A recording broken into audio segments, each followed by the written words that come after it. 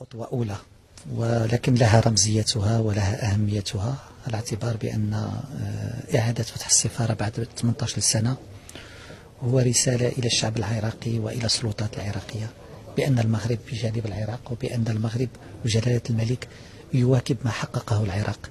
من استقرار، من تطور، من